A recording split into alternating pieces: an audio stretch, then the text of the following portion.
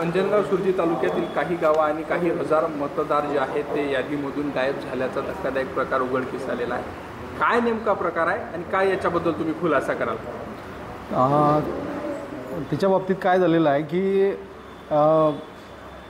जे मतदारसंघनिहाय म्हणजे विधानसभा मतदारसंघनिहाय याद्या आपण डाउनलोड केल्या होत्या, त्या तालुक्याला आपण दिल्या होत्या, जेणेकरून त्या जिल्हा परिषदच्या गट आणि पंचायत समितीच्या गणनिहाय याद्या त्यांच्याकडनं आपण फोडून मागितलेल्या होत्या। आणि त्याच्यामध्ये काय झालं की त्याप्रमाणे कंट्रोल चार्ट त्यांच्याकडनं आम्हाला प्राप्त झाले होते, परंतु काही टेक्निकल अडचणीमुळे त्याच्यातले काही यादी भाग हे अपलोड झाले नाही। ते ज्या दिवशी आम्ही प्रारूप मतदार याद्या प्रसिद्ध केल्या त्या दिवशी जिल्हाधिकारी कार्यालय तसेच तहसीलदार या सगळ्यांना त्याची कल्पना आलेली आहे। त्याच्यामुळे आम्हाला जे यादी भाग सुटले त्याची परिपूर्ण माहिती आहे।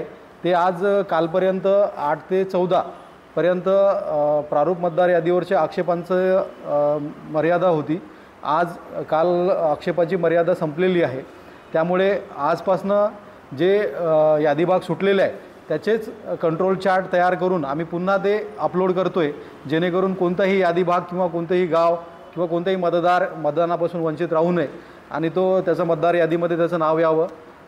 आणि हा प्रॉब्लेम आता तो सॉर्ट आउट झालेला आहे, याच्यामध्ये कोणतीही अडचण नाही आहे आता। सर, पण जवळजवळ 20 गावं आणि 8000 मतदारांची नावं जी आहे ती गायब असल्याचं बोललं जात आहे। मोठा आकडा आहे, एवढी मोठी चूक प्रशासनातर्फे झालेली आहे, कसं याच्याबद्दल खुलासा? नाही, ही चूक म्हणता येणार नाही, कारण ती प्रारूप मतदार यादी होती, अंतिम मतदार यादी नाही आहे ती।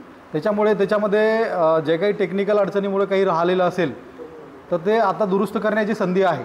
त्याच्यामुळे अंतिम मतदार यादी प्रसिद्ध करण्याच्या अगोदर आम्ही ते जे यादी भाग सुटलेत त्याचे नवीन कंट्रोल चार्ट करून पुन्हा नव्यानं अपलोड करतोय। त्याच्यामुळे याच्यामध्ये कोणताही मला वाटते प्रॉब्लेम नाही आहे आता।